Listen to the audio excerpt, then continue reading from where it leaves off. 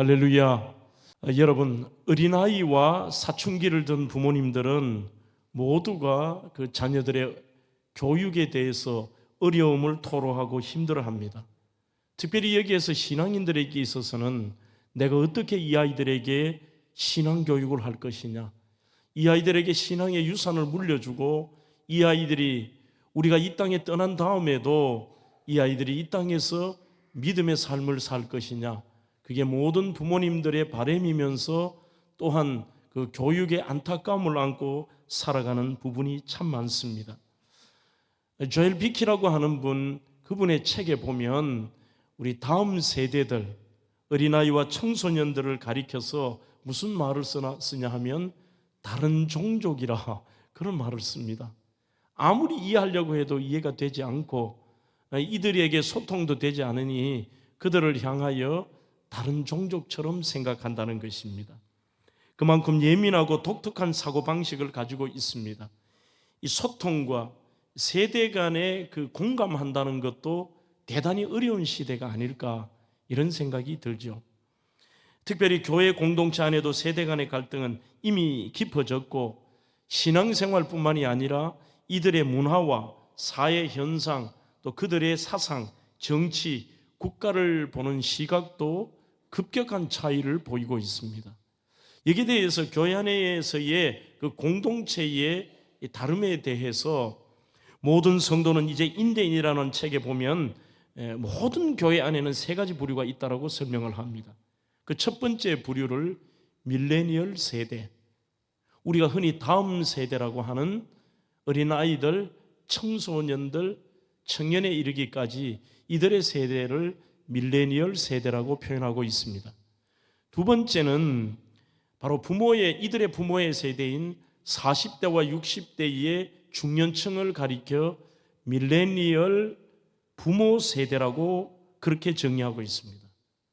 세 번째는 60대 이상의 노년층으로 밀레니얼 조부모 세대가 있다. 그러면서 이 책은 지금 우리 한국 사회가 이 세 세대 간의 단절이 가장 심각한 그러한 나라이다라고 말하고 있습니다. 심지어 UN 보고서에 보면 각 나라의 세대 차이에 대한 평가를 하면 OECD 국가 가운데 우리 대한민국이 가장 많은 이 세대 차이가 있다라고 그렇게 보고가 된 적이 있습니다. 그러면 지금 우리에게 과연 이들에 대해서 우리가 말이 안 통한다, 소통이 되지 않는다, 안타깝다는 것으로 머물까요? 이런 시대일수록 우리는 그들을 공감하는, 서로가 서로를, 우리 밀레니얼 세대는 그 부모님 세대와 조부모 세대를 이해하고 공감하는 것이 필요합니다. 또한 전 세대 또한 다음 세대를 향한 그들을 이해하며 그들은 우리와 틀린 것이 아니라 다르다는 것을 인정하고 다른 종족이 아닌 이들을 소통하고 공감하는 일에 노력을 다해야 할 것입니다. 자, 그러면 짧게 이 책에서 설명한 각 세대별의 특징을 안다면 우리가 좀 이해하기에 쉬울 것입니다. 지금까지 제가 수십 년간 이 어린이 주일마다 어떻게 하면 이 어린아이들을 교육할 것이냐, 그 어린아이들의 특징을 설명했다면 오늘은 좀 더 이 세대 간의 중요한 내용들, 소통에 대한 내용들을 함께 나누어 보고자 하는 것입니다. 이 책에서 말하는 먼저 밀레니얼 세대의 조부모들입니다. 60대 이상의 70대, 80대의 할아버지, 할머니 세대를 보면 이들이 중요시 여기는 게 뭐냐 하면 이들은 과거의 한국교회의 첫 신앙의 세대로서 유교적인 마인드와 그것이 교회 안에서도 가지고 있기 때문에 이들은 신앙생활을 해도 개인적인 체면과 위신을 중요하게 여기는 세대라, 이렇게 쓰고 있습니다. 이들은 남들을 참 많이 의식합니다. 아이고, 이러면 남들이 어떻게 볼까? 성도들이 어떻게 생각할까? 이웃 사람들이 어떻게 생각할까? 소위 그 체면과 형식뿐만이 아니라 남들이 바라보는 그 시선과 그들을 의식하며 살아가는 이러한 세대라고 평가하고 있습니다. 또한 이들은 함께 살아가는 공동체를 중요시 여기는데 가정과 가문이라는 것, 또 내 교회, 우리 교회라는 의식이 집착할 만큼 강한 세대다, 그렇게 쓰고 있습니다. 이들의 세대에 장점이 참 많습니다. 그 조부모 세대는 약속을 잘 지킨다고 합니다. 본인이 하셨던 말에 대해서는 그 약속을 반드시 지킵니다. 남에게 손해를 끼쳐서는 안 된다고 생각합니다.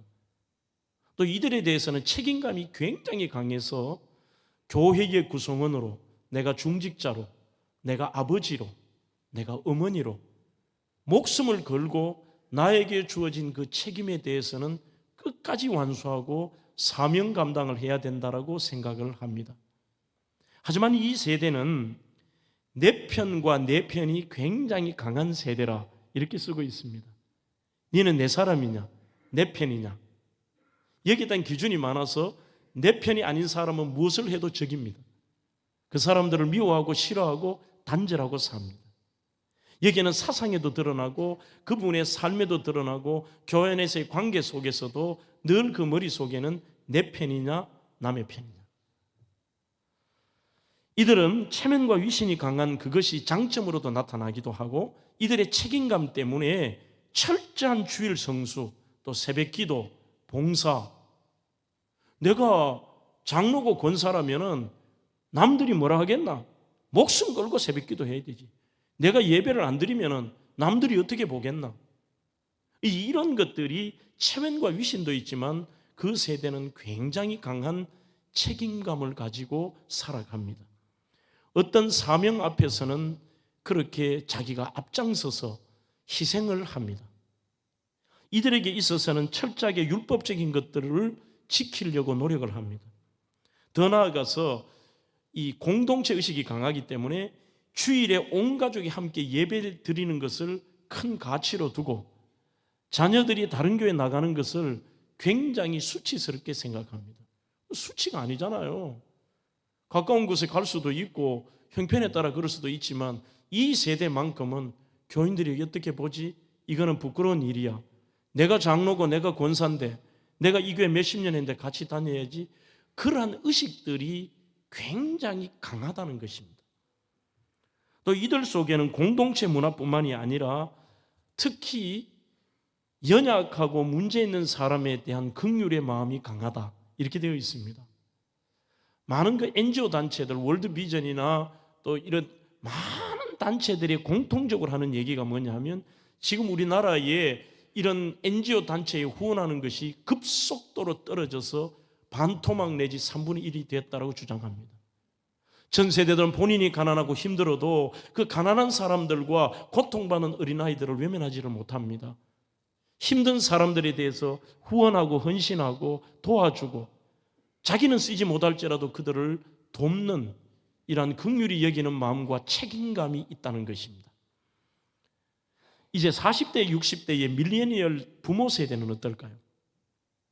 이 세대는 조부모 세대에 비해서 교육의 혜택을 더 많이 받았습니다. 경제적인 풍요도 누렸습니다.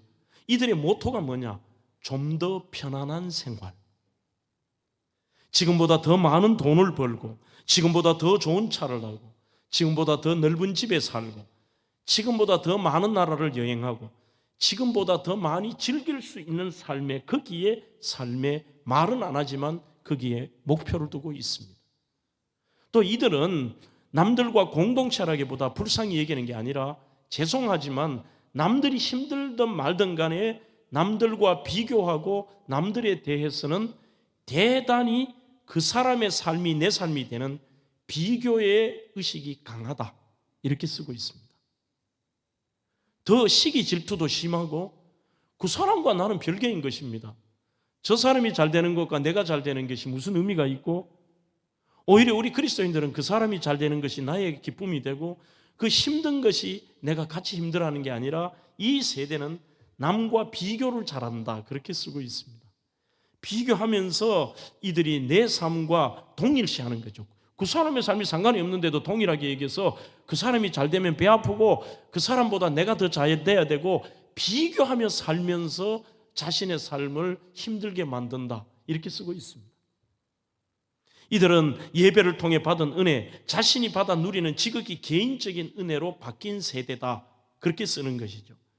이들의 기도를 들어보면 누구에게 하는 공적 기도가 아니라 개인 기도는 거의 대부분이 내 경제적 여유와 내 가족의 편안함과 건강과 내 삶에 집중이 되어 있다. 그렇게 씁니다. 이들은 교회에 대해서도 조부모 세대처럼 책임감을 느끼고 내가 희생하는 그러한 이제는 세대가 아닙니다. 잘못이 아니라 세대가 바뀌었기 때문에 거기에 대해서 이해를 해야 됩니다. 이들은 교회가 신앙생활하기 더 편한 환경이 갖추어졌는지가 중요합니다. 그래서 교회가 주차장이 없으면 예배를 드리러 와도 돌아가 버립니다. 주일학교가 잘 돼 있느냐, 목사의 설교가 은혜스러우냐, 성도의 수준이 어떠냐, 이 교회 분위기가 어떠냐, 이게 신앙보다 앞섭니다. 실제적으로 저희 교회가 이 중층을 계획하는 것들도 저희 은사였던 닥터 슈미트라고 하는 분의 강의를 들어보면 교회가 그 캐파시티라고 하는 하나의 그 용량에 주어진 용량이 있는데 그 용량의 70%가 넘어가면 그때부터는 교회가 붕되는 게 아니라 지금의 이 밀레니얼 세대는 순환한다는 거죠. 들어오고 빠지고 들어오고 빠지고. 아니 여기 오니까 이제는 뭐 더 이상의 불편하네 이렇게 되는 거죠. 저희들도 이미 지금 본당에 참석하는 숫자는 제가 보기에는 일부가 더 많은 것 같기도 합니다. 그러나 영상으로 저기서 예배를 드리신 분이 계시기 때문에 이부가 조금 많습니다만 실제적으로 여기서 우리가 더 이 성도들이 오면은 불편하면은 안 옵니다. 과거처럼 뭐 여기에 낚시 의자도 놓고 불편하면 목사님 4부 예배 드리죠, 5부 예배, 이런 시대가 아니라는 것입니다. 왜 그래라고 여러분들이 이해하지 못한다고 할 필요도 없습니다. 시대가 그렇습니다. 우리가 이 중층을 한 600석을 더 넣고 나면 좀 더 편안한 마음으로 우리 시대의 마지막 그런 사역이 아닐까 건축으로는 생각이 드는데, 이름으로 통해서 이분들의 소위 말하는 신앙생활의 편한 환경들을 우리가 준비하고 다음 세대에 대한 준비를 그래도 우리가 희생하며 해보는 것이죠. 이들은 내 가정, 내 신앙 하나만 잘 추스르면 된다는 생각이 팽배해 있습니다.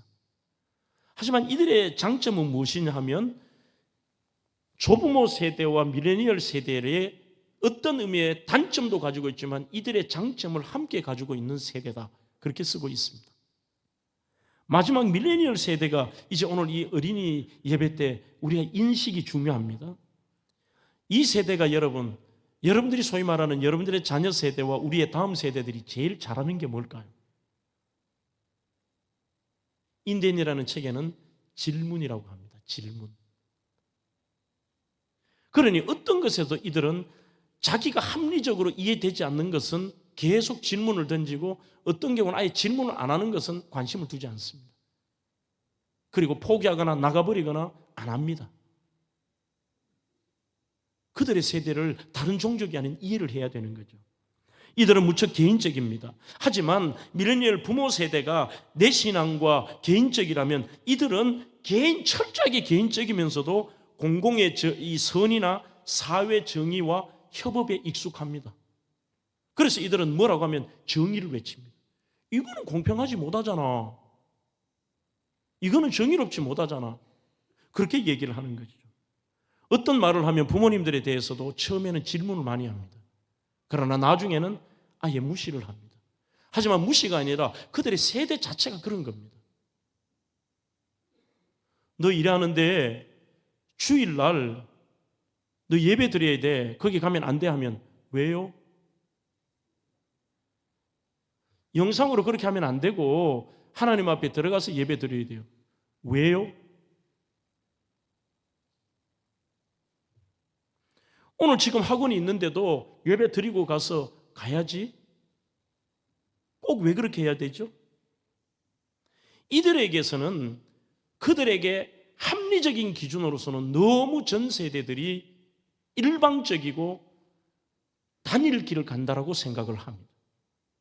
그래서 이들이 잘못보다는 좀 늦고 힘들지만 이들에게는 합리적인 것들을 떠나서 충분하게 그들의 질문에 답을 줘야 됩니다.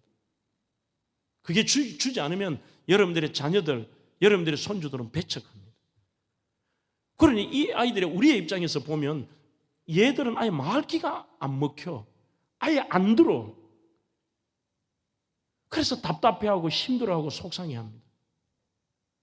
그들대로는 그 질문을 풀 수 없으니까 문을 쾅 닫고 들어가요. 그때부터 부모는 속상해서 가슴이 무너지는 거죠. 교회에 우리가 이런 것을 하더라도 건축을 하는데도 젊은 청년들이 안 하는 게 아닙니다. 그들에겐 질문입니다.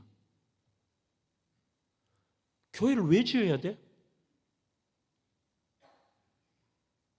아니, 예배를 수가 모자리면 한부 예배 더 만들면 되고, 교회의 본질은 건물이 아니잖아. 그 금액을 가지고 구제하고 선교하고 좋은 일을 해야 되지. 교회가 왜 건물을 짓는데 그렇게 해? 자기들만의 생각이 있는 거예요.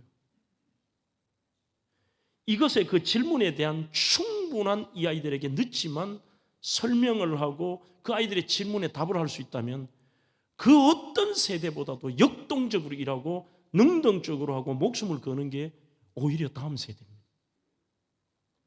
저희가 건축을 할 때에 이 얘기를 하면 다 놀라시더라고요. 대명동에서 여기서 이사 올 때 우리 대학부가 7억을 헌금했습니다. 그러니 그 아이들이 이게 언더스탠딩이 되면 자기들이 어떤 일을 하더라도 그 목적에 동참을 해요. 다름을 인정해야 됩니다. 밀레니얼 세대, 그래도 이들에게 우리가 어떻게 할까요? 이들은 차별도 싫어합니다. 그러나 우리가 보면 당연한 것도 이들은 차별이라고 생각합니다. 공무원하시는 고위 공무원분에게 들은 이야기가 있습니다. 코로나 때에 국가에서 이런 점퍼가 나왔습니다. 공무원들에게 뭐 또 이렇게 하는 게 나오면은 당연하게 위에 국장님 받고 과장님 받고 계장님 받고 그 다음에 이렇게 좀 젊은 분이 받는 게 맞지 않을까요? 요즘 밀레니얼 세대는 이게 이해가 안 돼요. 왜 동일하게 이렇게 하는데 당신이 상급자로 당신이 먼저 받아야 돼? 회사에도 여기에 우리 고위직에 계신 분들 있잖아요. 우리 장로님도 그 얘기 하시더라고요. 거기 이사님이 계시든지 뭐 누가 있든지 요즘 젊은 세대는 딱 퇴근 시간 되면 보따리 사서 집에 가버려요. 저도 솔직히 이해가 안 돼요. 그래도 우리 세대 같으면 그래도 어른이 계시면 좀 이렇게 봐야 될 거 아니에요. 좀 기다렸다가 가시면 눈치라도 봐야 되는데, 그러니 우리 기준에 보면 이 친구들은 눈치도 없습니다. 예의도 없고요. 하지만 그들의 기준에는 어떤 것이냐면 이게 합리적 보편성입니다. 그리고 공정한 겁니다. 내가 받은 대로 정해진 시간 아니고 내가 중간에 갔나? 내가 무슨 잘못했나? 내가 월차 받으면 월차 받아야지. 옛날에는 연차 월차 있어도 함부로 못 쓰거든요. 눈치 봐서. 지금 그런 세대는 아닙니다. 내가 내 권리를 가지고 행사하고 내가 정해진 시간 일하고 가는데 왜? 너무 전 세대들이 보면 이게 이해가 안 돼요.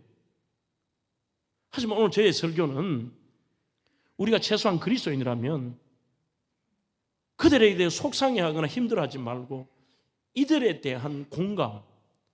그러면 무조건 전 세대만 공감해야 되느냐? 오늘 이 설교는 다음 세대가 더 많이 들어야 될지도 모릅니다. 그 전 세대들이 어떻게 희생했고 이분들이 어떻게 살아왔고 이들이 왜 이렇게 한다는 것에 대해서 우리의 다음 세대들이 이해하고 공감하고 존중하고 존경해야 합니다. 그것이 교회 안에서는 이루어져야 합니다. 사랑하는 성도 여러분, 오늘 우리는 이러한 세대 간의 단절 속에 교육을 포기할 수 있느냐? 아닙니다. 본문 잠언 22장 6절에 마땅히 행할 길을 아이들에게 가르치라고 말씀합니다. 시대가 아무리 바뀌고 이 세대 간의 단절이 있을지라도 우리는 그 다음 세대를 포기할 수가 없습니다. 그들을 향하여 신앙의 유산을 물려주고 저와 여러분들이 천국 간 다음에도 우리의 다음 세대들과 우리의 자녀들이 그 아이들이 하나님 앞에 우리 세대보다도 그들이 가진 장점을 가지고 이 밀레니얼 세대들은 요즘에 그 올림픽이나 이런 데 한번 젊은 밀레니얼 세대 보세요.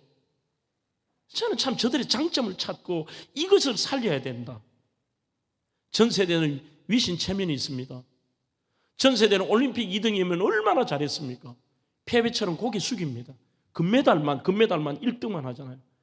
하지만 요즘 아이들은 올림픽에 나가서 6등 해도요, 즐겨요. 기뻐해요. 막 누려요. 그리고 그걸 재밌게 해요. 내가 좋아하는 것, 내가 정말 가치를 두는 일에 집중하는 장점이 있지 않습니까?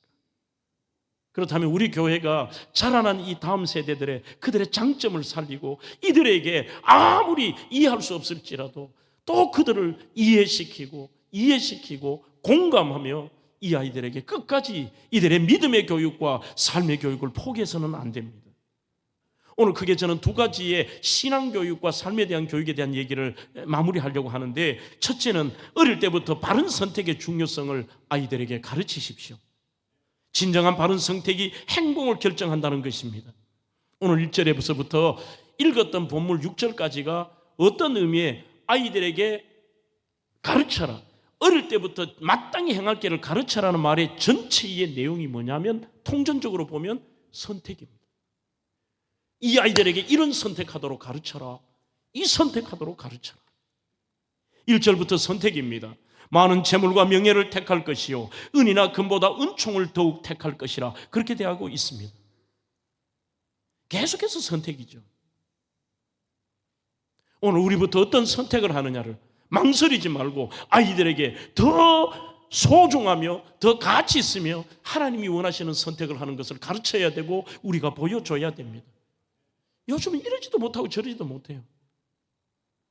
그런 올바른 선택을 하지 못하고 이익에 따라 휘청거리는 모습을 나타낼 때 쓰는 말, 한자 여러분들 고사성어 중에 동가식 서가숙이라는 말 아시죠?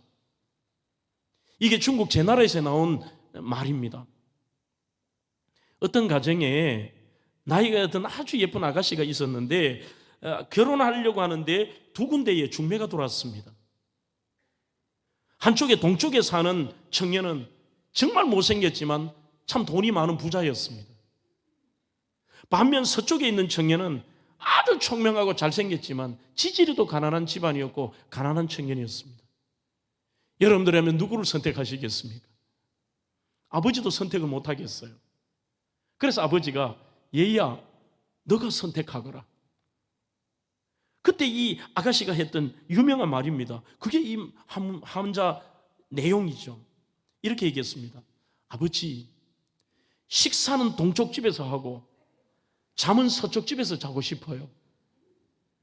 이게 오늘 우리 현실이에요. 선택이라는 것은 삶입니다. 기독교인 철학자 중에 케르케고르라는 분의 이것이냐 저것이냐라는 책에 보면은 인간 자체가 선택하는 존재다, 그렇게 말하고 있습니다. 선택으로 그 사람의 가치관과 인격이 드러납니다. 오늘 또 재물이냐 명예냐, 은과 금이냐 은총이냐, 그 선택의 결과로 그의 삶이 결정이 되는데, 결국 인생은 여러분들 가만히 생각해 보십시오. 모든 인생의 선택의 결과물입니다. 하나님이 우리를 수많은 사람 중에 선택하셨고 천국 아니면 지옥입니다. 이 놀라운 신앙의 선택으로부터 해서 모든 게 인생은 선택의 결과물. 누구를 선택했느냐, 어떤 진로를 선택했냐, 어떤 기준을 선택했느냐, 어떤 사상을 선택했느냐. 이 케르케고르는 책에서 사람의 선택에는 세 가지의 단계가 있다고 얘기합니다. 첫 번째 선택은 심미적 단계입니다. 이것은 육체적인 쾌락이나 내가 좋아하느냐, 나에게 재밌느냐, 내가 기쁘냐, 여기에 그 기준으로 선택하는 겁니다. 그 다음에 두 번째는 윤리적 단계입니다. 이것은 소위 우리의 밀레니얼 조부모 세대가 많이 여기에 걸립니다. 인간의 보편적인 가치와 그리고 규범, 남들이 어떻게 생각할 것이냐, 그것으로 선택을 합니다. 하지만 세 번째 중요한 선택이 종교적 단계입니다. 초월적인 존재인 하나님과의 만남을 통해 하나님이 기뻐하시는 것이 무엇인가 고민하며 때로는 힘들어도 무모해 보여도 하나님의 뜻에 그분이 기뻐하시고 그분이 원하시는 게 무엇인가를 고민하며 그것을 선택합니다. 이것을 종교적 단계라고 얘기합니다. 오늘 본문의 많은 재물과 그것보다는 명예를 선택해라. 여기서 명예라고 하니까 여러분들이 권력, 박수갈채, 내가 높이 올라가고 이런 명예를 말하는 게 아닙니다. 얘들아, 돈보다 명예가 중요하다 그 말이 아닙니다. 히브리어 원문에 여기에 명예라고 쓴 단어가 좋은 이름이라는 뜻입니다. 후손들에게 잠언은 후손들을 가르치는 말씀입니다. 얘들아, 세상의 수많은 재물보다 너는 좋은 이름을 선택해라. 좋은 이름. 모두가 우리 그리스도인들은 여기에 해당됩니다. 목사도 똑같지 않습니까? 너가 얼마나 큰 교회를 목회했느냐, 너가 어떤 타이틀을 가지고 있느냐, 하나도 중요하지 않습니다. 하나님 보시기에 목사다운 목사냐, 그거 선택해라. 좋은 목사라는 걸 선택해라. 좋은 장로라는 걸 선택해라. 좋은 그리스도인 청년이라는 걸 선택해라. 예수 믿는 사람은 예수 믿는 사람다운 성도, 한마디로 이름에 걸맞은 사람이 되는 게 이게 명예인 것입니다. 자, 본문을 조금씩 더 선택에 대해서 보겠습니다. 그리스도인들은 여기에 크게 5가지의 선택을 말하고 있습니다. 첫째, 돈보다 좋은 이름을 선택해라. 두 번째, 너의 명예, 심지어는 수많은 너의 가진 것보다 하나님의 은혜를 선택해라. 세 번째, 교만보다 겸손을 선택해라. 네 번째, 사람의 눈을 의식하지 말고 하나님을 경외하는 하나님의 눈을 선택해라. 그 다음에 5번째, 게으름과 핑계 대지 말고 성실한 삶을 선택하라. 이게 잠언서 22장의 내용입니다. 그렇게 선택하도록 아이들에게 마땅히 할 일을 아이들에게 가르쳐라. 여러분, 이 선택이라고 하면 생각나는 사람이 있습니다. 바로 구약성경 다니엘이라고 하는 인물입니다. 다니엘 1장에 보면 그는 바벨론으로 포로로 끌려갔습니다. 그가 BC 621년에 태어나서 BC 605년에 바벨론으로 끌려갔으니까 지금의 우리의 나이로는 만 15세가 조금 넘어서 16세 정도 되었을 때에 그가 바벨론으로 포로로 끌려갔습니다. 이때부터 그의 삶은 평생이 선택의 기로에 놓입니다. 제일 먼저 그의 선택은 내가 이제 바벨론에 왔으니까 바벨론의 신하가 될 것인가, 하나님의 사람으로 살 것이냐. 거기에서 그는 바벨론 왕인가 하나님과에서 그 선택의 기로 앞에 자기가 인생에 어떤 피해가 오고 고난이 올지라도 그는 하나님을 선택합니다. 이름에 있어서도 벨드사살이냐, 세상의 이름이고 우상을 섬기는 벨드사살의 이름이냐, 다니엘이냐, 하나님의 관련된 이름의 다니엘이냐, 그는 끝까지 다니엘을 선택합니다. 바벨론의 우상에게 제물을 드렸던 육식을 취할 것이냐, 힘은 없을지라도 채식을 선택할 것이냐, 그는 채식을 선택합니다. 내가 여기서 육신의 평안 때문에 나라의 황제가 내린 조서를 따를 것이냐, 나는 하나님의 뜻을 따를 것이냐. 결국 하나님의 뜻을 따르기로 하고 그것 때문에 자기가 죽을 수도 있지만 하루에 3번씩 예루살렘을 향해 창을 열고 하나님의 성전이 있는 그곳을 향하여 감사의 기도를 드립니다. 하나님이 기뻐하시는 선택, 하나님이 기뻐하시는 선택. 여기에 대해서 케빈 한이라는 분의 무모한 믿음이라는 책에 보면요, 우리 그리스도인들에게는 선택을 해도 때로는 한 번씩 무모한 선택을 할 필요가 있대요. 저는 오늘 이 어린이날이니까 여러분들에게 어린이날 기념주일에 우리의 부모님들이, 전 세대들이 자녀들에게 무엇으로 교육하겠습니까? 마땅히 행할 일을 앉아서 여러분들 아이들에게 공부를 시키겠습니까? 과외를 하겠습니까? 저는 우리 교회 영아부 그리고 어린 부모님들이 이 아이들에게 유아 세례를 베풀 때마다 꼭 확인하는 게 있습니다. 이 아이들 앞으로 믿음으로 교육한다고 서야겠잖아? 그러면 어떻게 교육하는 게 제일 중요할까? 부모님들이 다 압니다. 제가 본이 되는 겁니다. 제가 그렇게 사는 겁니다. 우리의 전 세대들이 무모한 선택에 하나님이 기뻐하시는 종교적인 선택과 믿음의 선택을 하는 이것을 아이들에게 보여주면요, 그 아이들에게는 이렇게 살아라 저렇게 살아라 말할 필요가 없습니다. 그때는 아이들이 이해가 안 됩니다. 때로는 속상합니다. 답답하게 여겨집니다. 하지만 시간이 지나면서 우리 아버지가 그때 그러셨구나, 우리 어머니가 이럴 때 이런 선택을 했잖아, 그게 평생의 아이들을 잡습니다. 그러한 순간이 올 때 아이도 자기도 모르게 그렇게 선택합니다. 좀 부끄러운 제 얘기를 좀 드리려고 하는데, 이 중고등학교 때 보면 우리 시대 때는 여러분들 웅변대회라는 게 있었죠. 지금은 다 사라졌습니다만 나는 공산당이 싫어요, 이연사 막 외칩니다 하고, 학교에서도 봉갈로 대회하고 시대회도 하고 막 전국 대회도 하고 이래요. 그렇게 했는데 제가 고등학교 때 웅변을 조금 했어요. 나가는 데는 다 상을 받았는데 고등학교 2학년 때 평화통일정책자문회의라고 하는 그 전국 단체에서 전국 웅변대회를 하는데 예선을 거쳤습니다. 학교의 대표가 이제 나와서 거기 시에 경쟁을 하고 시 대표가 도 경쟁을 하고 마지막 전국대회를 나가요. 이렇게 나가는데 시대회 도대회 1등을 하고 올라갔습니다. 유년반, 그 다음에 초중등 넘어가서 중고등반, 대학반, 일반 성인반, 1학년에서 6학년까지 거기에서 금상, 은상, 동상, 중고등부에서 금상, 은상, 동상, 대학부에서 금은동, 일반 성인부 금은동, 그리고 그가 전국대회니까 이 전체를 다 합쳐서 대상을 한 명을 줘요.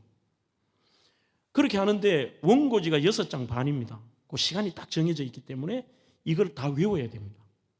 외우면 심사위원들 중에 한 분은 그거 체크만 해요. 앉아서 여기 말 틀렸어? 조사 틀렸어? 이렇게 체크를 하죠. 마이너스예요. 보통 그런 전국대회 나가면 한 번 틀리면 끝입니다. 잘 하다가 제일 뒤에 이연사 외친다는데 말을 하나 제가 바꿔버렸어요. 안 되겠구나.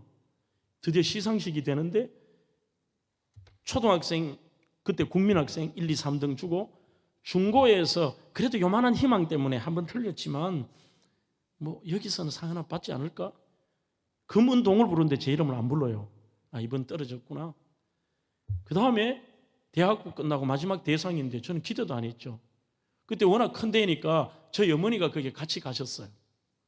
근데 대상하는데 제 이름을 부르는 거예요. 너무 이거는 뭐 저도 저를 이해를 못 하겠어.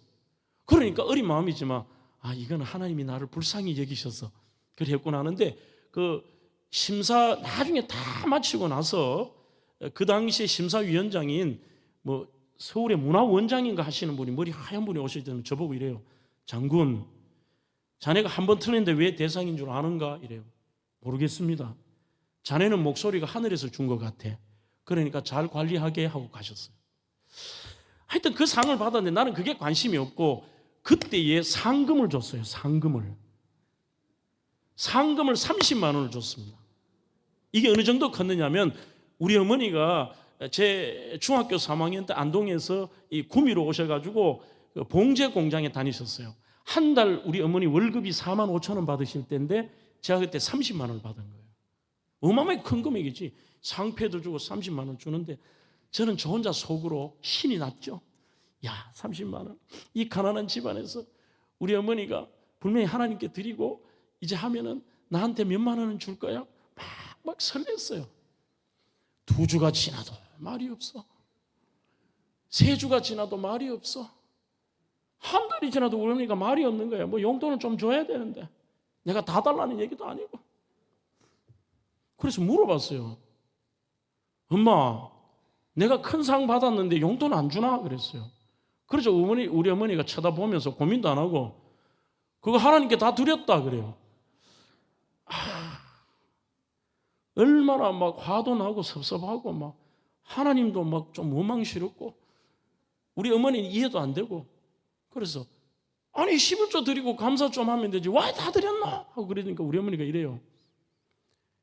지금까지 우리가 돈도 없어서 하나님께 헌금도 못 드렸는데 이거는 그냥 생긴 거잖아. 다 드렸다 그래요. 이 원망하는 마음이 몇 달을 가더라고요. 이게. 몇 달을 가는데 그래서 따졌어요. 그래도 내가 받았는데 좀 주지 하니까 우리 어머니 이래요. 앞으로 네가 잘 될 끼다 그러더라고요. 잘 되긴 뭘 잘 돼.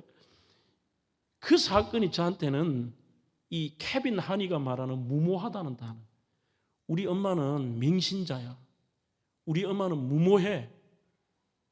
우리 엄마는 너무 심해. 이 생각이 있었습니다.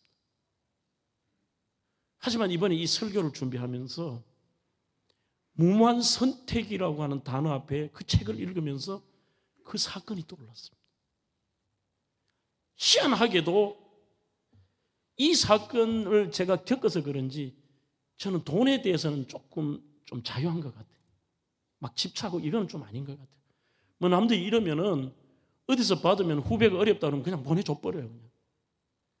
그게 가능했던 이유가 어머니의 교육입니다. 이 무모한 선택을 하는 거 보니까 나도 모르게 그때 욕을 하고 심지어 속으로 섭섭해했지만 가요 그 길을. 사랑하는 성도 여러분, 이렇게 우리가 하나님의 뜻과 그분의 기쁨이 되는 선택을 오늘 여러분들에게 무슨 하나님께 헌금 많이 해라, 이걸 이렇게 해라, 뭐 주일 성수를 일하라 그런 메시지가 아닙니다. 어떤 삶이든지 여러분들의 삶 속에 어떤 결과와 내용과 환경 속에서 나의 부모님과 나의 할아버지 할머니가 남들은 다 이렇게 하면은 포기하고 절망하는데 우리 할아버지 기도하시더라. 남들은 다 원망하고 불평하는데 우리 엄마 아빠는 그때 감사하더라. 이거 무모한 거 아니야? 이러한 우리가 그 무모한 선택하는 것, 바로 심리적 단계와 우리의 삶 속에 윤리적 단계가 아니라 늘 신앙적 단계로서의 그 선택하는 것을 여러분들의 후손들에게 보여주십시오. 그게 그 아이들을 가르치는 것입니다. 과연 이러한 인생 속에 어려움이 있느냐? 아닙니다. 딱 3년의 다니엘이 교육을 받은 다음에 만 19세가 덜 되어서 공직 생활에 들어갑니다. 제가 그 다니엘의 인생을 한번 계산을 해봤습니다. 다니엘이 무려 67년간 고위공직자로 있습니다. 나이 80이 넘을 때까지. 하나님은 그를 버리시지 않았습니다. 정말 그의 무모한 선택 가운데, 오늘 믿음의 선택 가운데 그 후손들, 아마 저는 다니엘보다 그 부모가 더 훌륭하다고 생각합니다. 이 부모의 위대한 선택을 가르쳤기 때문에 청소년기에 있었던 다니엘이 이런 선택을 할 수 있었고 무려 67년 동안 이 길을 달려갔으며 그는 평생 단순히 오래 산 사람이 아닙니다. 간신히 산 사람도 아닙니다. 존경받고 위대한 인물로서 전 세계에서 한 사람의 무덤이 가장 많이 남겨있는 것이 다니엘입니다. 이라크에도 있습니다. 그리고 이란에도 있습니다. 우즈베키스탄에도 있습니다. 심지어 유럽에도 있습니다.